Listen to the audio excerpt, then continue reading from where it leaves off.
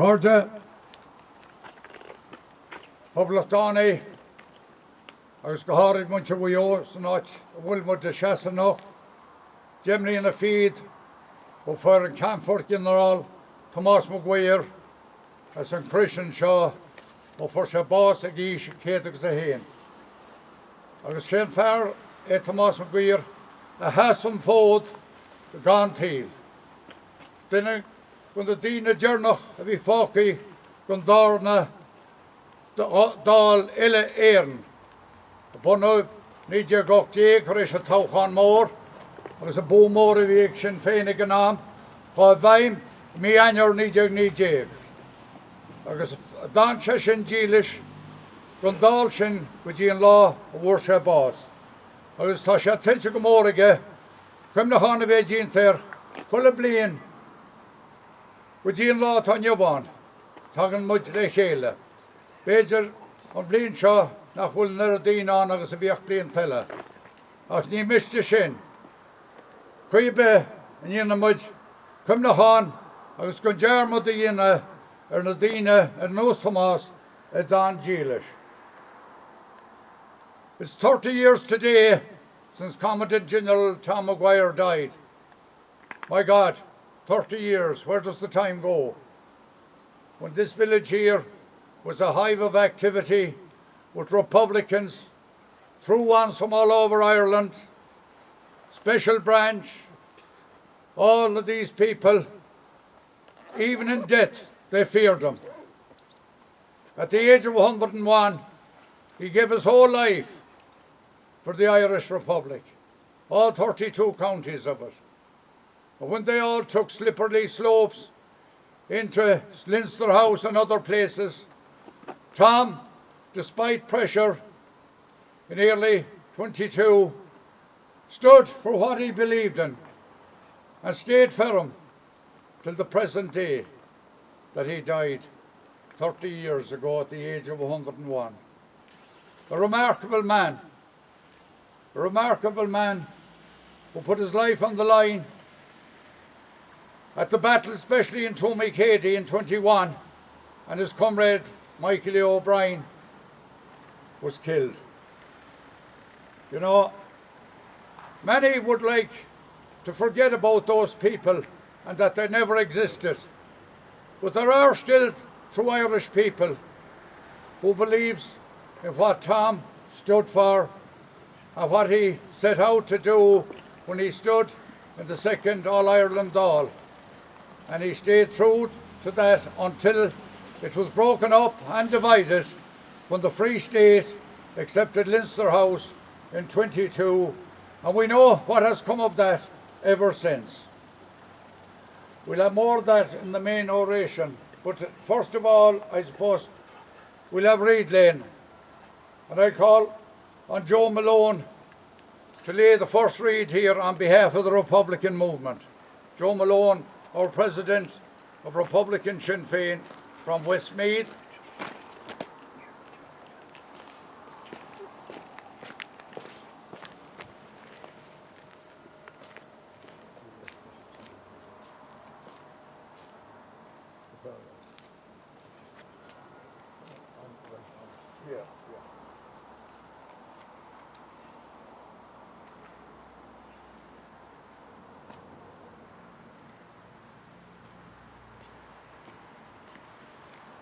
Thanks, Joe. The next read will be laid on behalf of Mayo Republicans by Sean Conroy, a local lad from this area.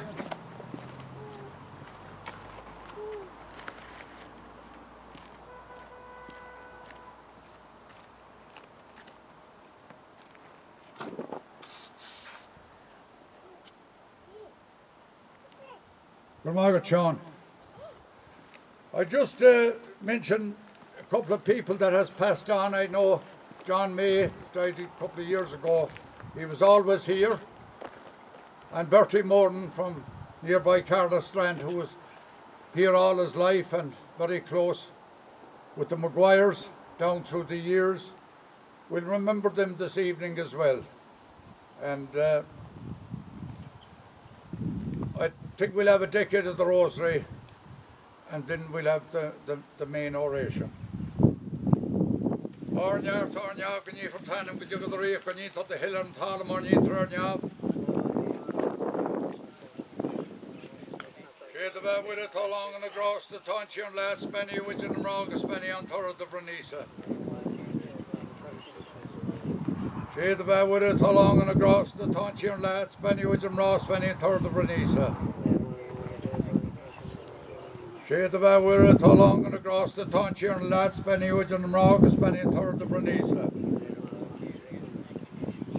She the bad with it all along and across the Tonchi and the last penny, which in the Ross penny on Torah the Vernisa. She the bad with it all along and across the Tonchi and last penny, which in Ross penny on Torah the Vernisa. She the bad with it all along and across the Tonchi and last penny, which in the Rogus penny on Torah the Vernisa.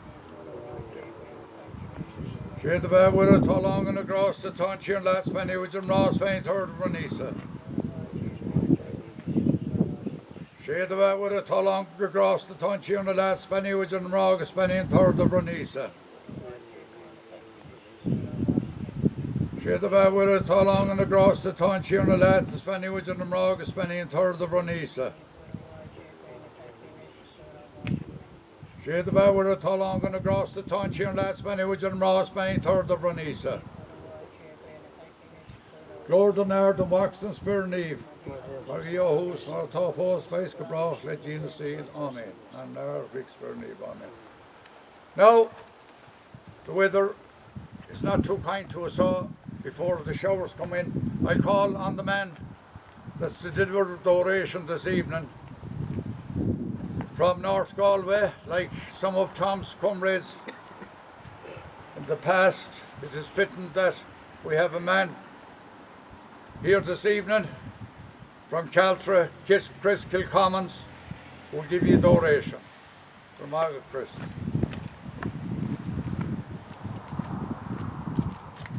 Comrade Tom, in preparing for this evening, I could speak about all the problems we have in the country and the solutions, but I seen the writings of Tom Maguire, and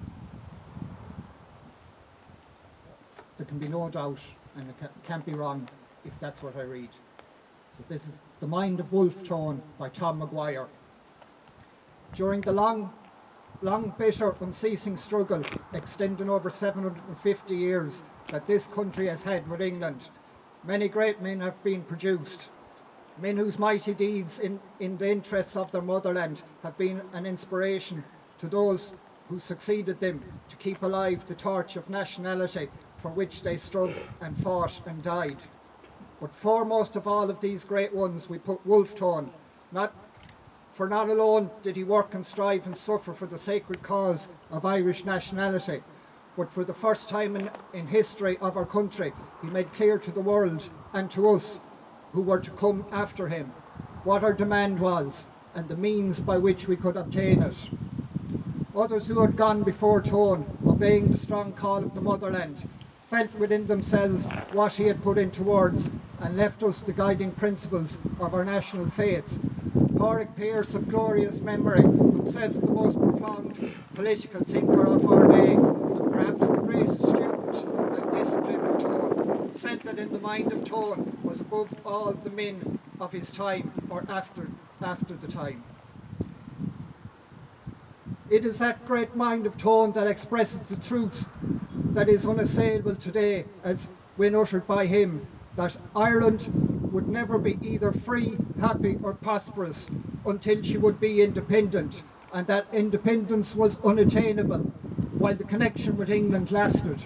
To break the connection with England, the never-failing source of all our political evils, and to assert the independence of my country, these were my objects: to unite the whole people of Ireland, to abolish the memory of past dissensions, and to substitute the common name of Irishman in the place of denominations of Protestant, Catholic and Dissenter. These were my means.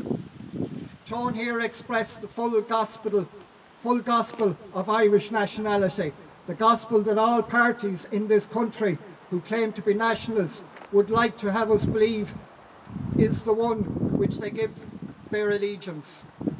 With Tone, we recognise that without unity we cannot achieve our objective, but unity can only be had through the reconciliation of the sovereign authority of the Irish people and the denial of England's claims here. In Tone's day, there was a parliament in this country which legislated for the whole of Ireland, but which was symbolic of the connection with England. Tone and the United Irishmen rose in arms to subvert this parliament and to break the connection with England. That Tone was wiser in this than all who since his time have used British parliamentary institutions as a means of securing from Britain any ameliorations of the wrongs that the people of this country suffer at her hands is proved to be absolute failure of those leaders, and the riveting still more firmly of the chains that bind this country.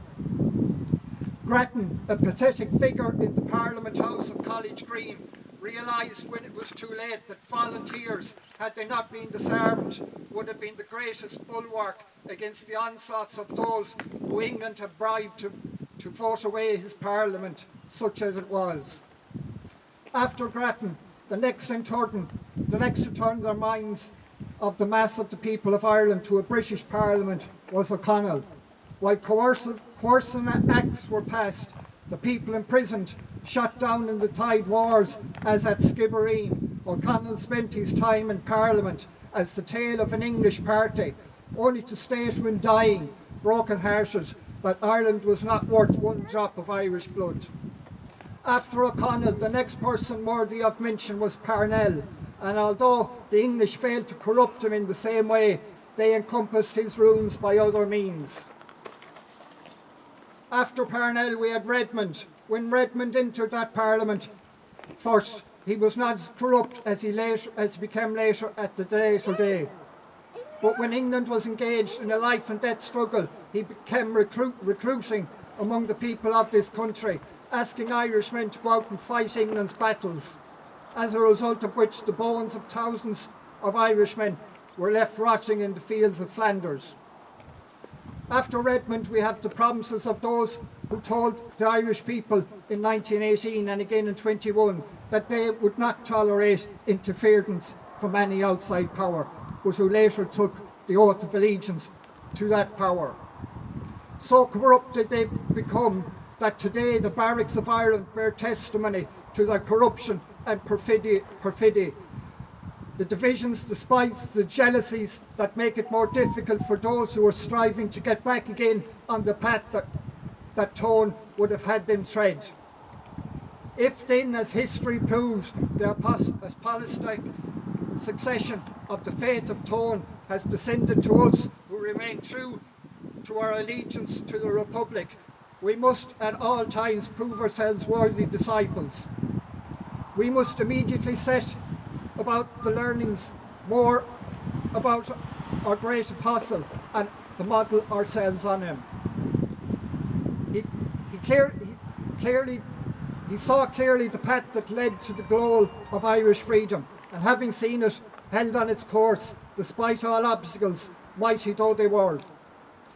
And through his he had temporary failures sufficient to daunt the spirits of less brave, he did not turn aside from the road that led upward to freedom, to wander in ways that would lead him to what had been political hell of the damned of so many Irish nationalists.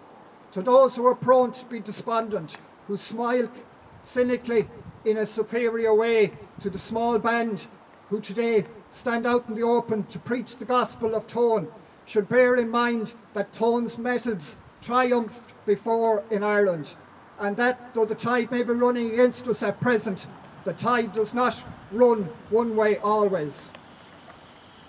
They should remember the words of peace, who was the perfect example of the true Christian should be, that God fights with small battalions. And remember too that the time comes to our people when they can see clear minds the road to take, and that given the right lead, they have always the heart to follow that road. May the dawn that is to break that light on our beloved nations be at hand, and may we be strong and brave to take that road. I couldn't follow that any better. So they were the words of Comdt General Tom Maguire.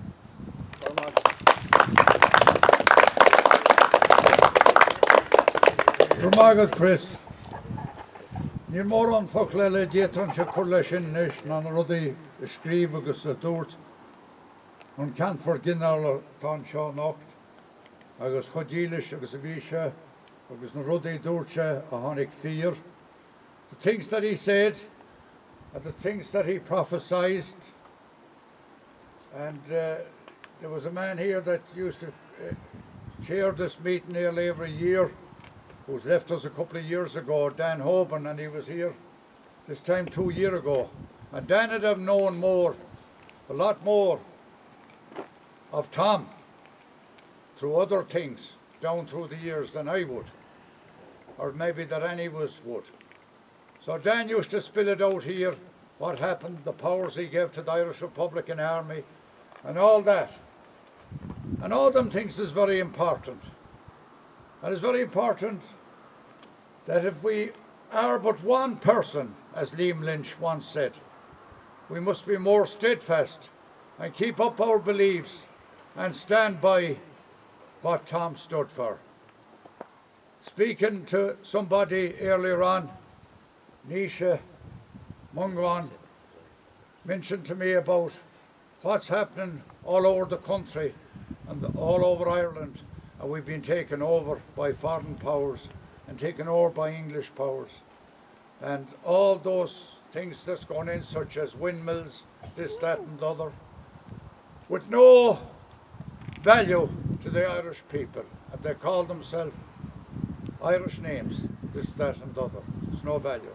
It's like what his good wife that's here tonight stood for so diligently and so hard and suffered so much at the hands of those outside here, the law from Leinster House, when she stood up against the wrongdoings of Sheltacea in her native North Mayo. These are the things that's going on. And like the crowd that brings us broadcasts, you even see it this week or in the last week, how corrupt they were. The corruptions that goes on. Everything from the top down. The crowd that's supposed to be leaders of this so-called state, from Justice Minister to Chiefs of Gardaí, right through to the television. How corrupt they are. Inquiries going on in Leinster's house. Inquiries going on by some of the crowd who are no different to who they're inquiring into. All the one group. All the one group covering up for one another. The things they get away with. What banks got away with. What all those richness that brought the poverty on this state back in the 80s or 90s. When they brought the place down. That the likes of that child that Adrian is holding there, that her family yet will be paying for it. At the behest of the richness of those few who are the elite in these bodies. And all those got away with it.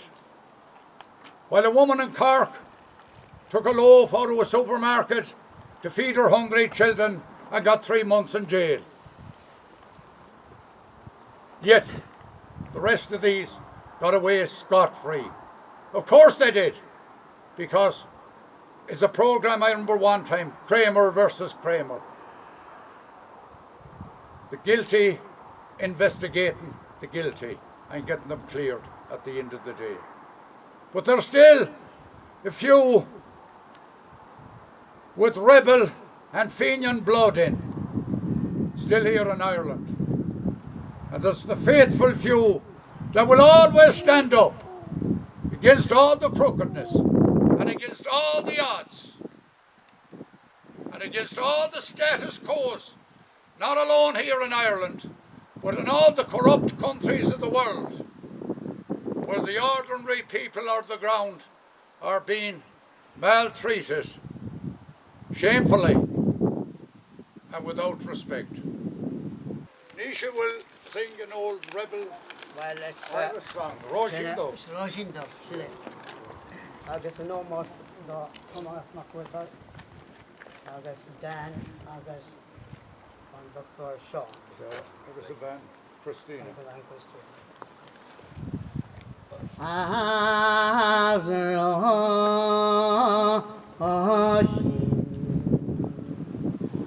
Na dio pro nat quera rigat ta na brasle etchet hasolia es it etrit enwel Chucky the far doing on Papa is on row of Anya is Nispa Rafa Thin Spania Maro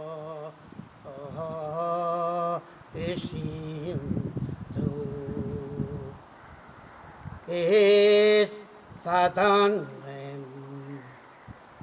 the lig melee oh in ye body in you trust the slave gone his lay sweet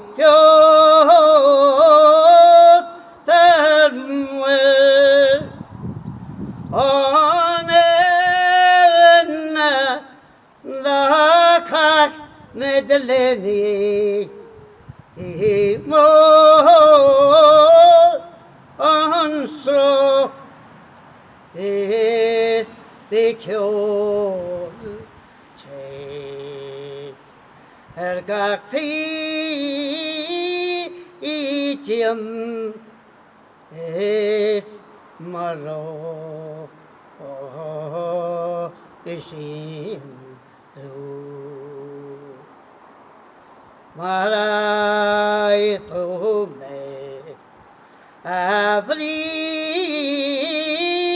itak is nar Bafa Jagat Eskawel manam este enyanat esni enye enna enyu Taktulak anun ne es ekrot nafal es me enyanat haro eshindu yoden thing on through that agus fast secrets mahul going run wet no pot death akri idin kura yala stumsa glo agatam isgalab Ploska namun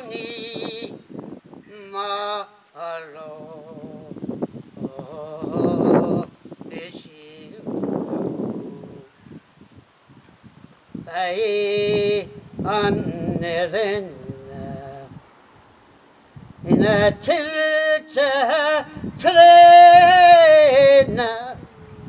is red for Craig. They on Allega in a tonta jadga is to full. They got lunch level, effort, Erin is more unto a cray. La king, so that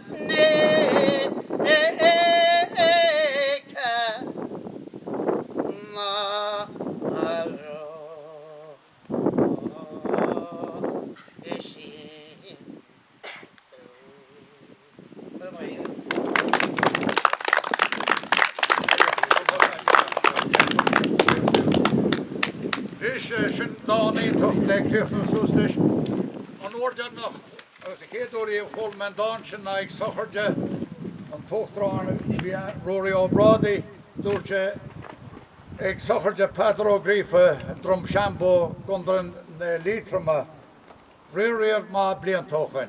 Good many years ago, that's Nisha Mungan from Dahoma, North BO, Maura Harrington's husband and his father before him was staunch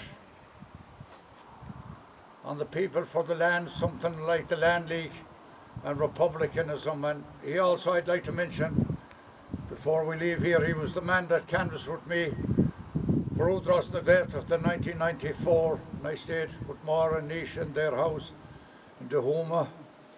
And we were very well looked after and made very welcome. And we canvassed that area at that time. Meath, Galway and Mayo was in all the one for Udros na Gaeltacht, and they were the people who went around from place to place with us. And you know, we had many Kevin Campbell and Sean Ridge, and there was a lot of people who we were the first crowd at the time and the first Republicans when that was allowed on television. I think we were the first crowd to be allowed, and the ban was lifted, and they were the people that stood by me, and that's the people that kind of kept me going in Republican politics, if you call it, till the present day, whatever the next time things. But thanks, Nisha, thanks very much. So it's Mayo. Gormila Magui. Here's a good over on the bean again.